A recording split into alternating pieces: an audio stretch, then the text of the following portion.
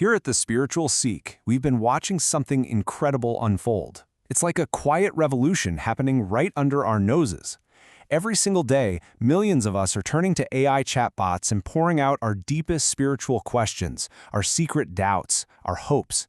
And what's coming out of that is this just raw, unfiltered, and honestly startling portrait of our collective inner lives.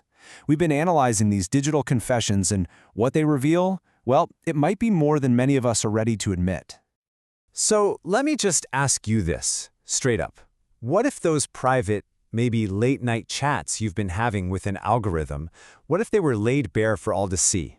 What secrets about your own spiritual journey, about your ego, about your deepest desires, what story would they tell? Because trust us, as we've discovered, they are telling a story. You see, AI has become the ultimate digital confessional. It's this judgment-free zone where we can ask the things we would never, ever dare to say out loud in a meditation group or to a real-life teacher.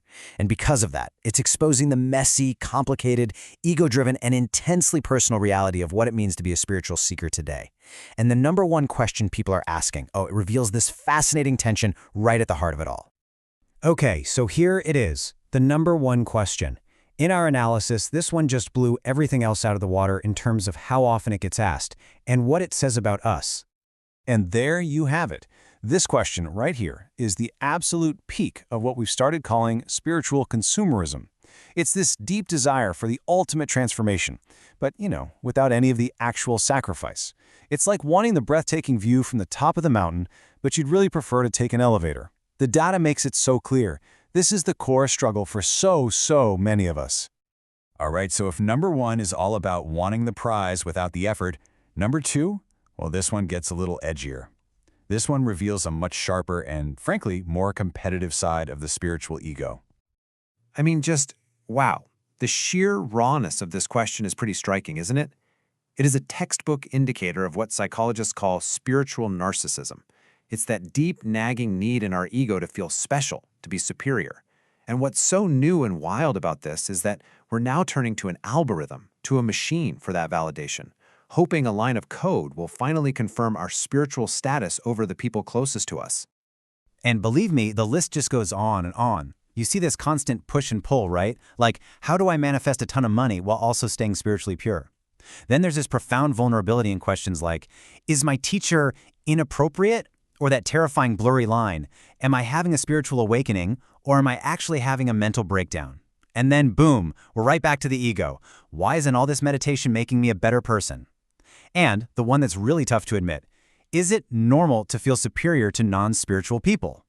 So you can imagine, we had to know, what do the actual experts think about all this? The Zen masters, the psychologists, the researchers who build this stuff. We showed them the data and their reactions were powerful. Roshi Sarah Chen, a Zen master, she put it perfectly. She sees people developing what she calls algorithmic dharma. It's a brilliant term. It means they can talk a great game, right? They can quote philosophies and concepts fed to them by AI with incredible sophistication. But when it comes to the lived, moment-to-moment, in-your-body experience, that embodied awareness is just not there. It's all knowledge with very little wisdom. Then you have the psychologist's take from Dr. Margaret Benson. Her diagnosis is just razor sharp. She calls AI a digital echo chamber for the ego. And it makes perfect sense, right? The AI is designed to be helpful, to be agreeable, so it often just tells us what we want to hear. It helps us use these big spiritual concepts to avoid our real, messy psychological work, a classic defense mechanism known as spiritual bypassing. And the view from the AI researcher, Dr. Mio, well, it's a stark warning. He reminds us, and we have to hear this, that these systems have zero lived experience. They are incredibly powerful pattern matchers, not enlightened beings. The danger is that we project our own ideas of wisdom and consciousness onto them, and we forget that we're interacting with a statistical model, not a sage. So after sifting through all this data, we started to see some really clear patterns emerge. We've boiled them down into 4 distinct personas of how people are using AI for their spiritual search. Now, as we go through them, just be honest with yourself. See if you recognize any of your own tendencies here. Okay, first up, there's the narcissist. This person uses the AI basically as a personal fan club to confirm that they're special and more advanced than others. Then we have the consumer. They're looking for enlightenment, but with minimal effort. They want spiritual life hacks. Next is the bypasser. who masterfully uses the AI to find spiritual-sounding reasons to avoid their real emotional issues.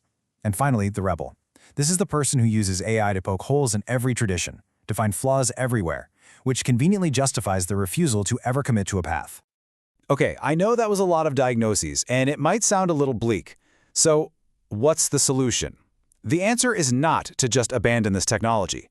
The key is to get smarter about how we use it, to use it with way more awareness and intention. So let's explore a simple toolkit for doing just that. The most important tool in this whole kit is simply discernment. It's taking a pause. Before you type a single word into that chat window, you have to stop and ask yourself this one simple, crucial question. And here's the dividing line. It's actually pretty clear. You should absolutely use AI as a spiritual encyclopedia. It's fantastic for that. Ask it to explain the Yoga Sutras. Ask it to compare Buddhist and Stoic philosophy. But it is a terrible and potentially dangerous tool for a personal crisis or for ego validation. If you're asking, am I having a breakdown, you need to be talking to a human being, period. And asking an AI, am I enlightened, is a total dead end. It just feeds the very part of you that needs to ask in the first place.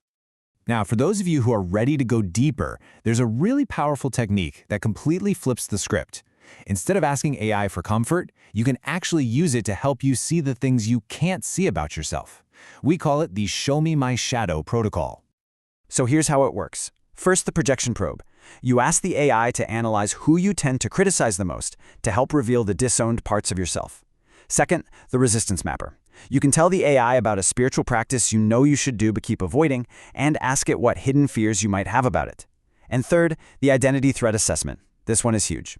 You ask the AI to analyze how your carefully crafted spiritual identity might actually be the very thing limiting your growth. See, it's all about using the tool to challenge your ego, not comfort it. So, after looking at the private questions, hearing from the experts, and exploring these new tools, what's the ultimate takeaway? What does this algorithm's mirror truly reveal about us? And here's the bottom line. The technology isn't the problem. AI didn't invent spiritual narcissism or consumerism or bypassing. It's not creating these things. All it's doing is acting as a massive, powerful amplifier, a huge mirror that reflects what's already inside us and inside our culture. The best way to think about it is this. AI is the perfect spiritual mirror. It has no ego of its own. It's not trying to be nice or protect your feelings like a human teacher might. It simply reflects back precisely what you bring to it. All the vanity, all the fear, all the genuine curiosity, all the sincerity. It offers an unflinchingly honest reflection of where you are right now. And that's why the true work, the real path, can never ever happen in the chat window. It's forged in the space between your interactions with technology. It's about how you take an interesting idea from a screen and translate it into actual patience with your family, or genuine compassion for a coworker, or just a moment of real, profound honesty with yourself. So, we'll leave you with this thought. The digital mirror is here. It exists, and it is brutally, sometimes beautifully, honest. It will show you exactly what you bring to it, with no filters. The only question left is, are you brave enough to look?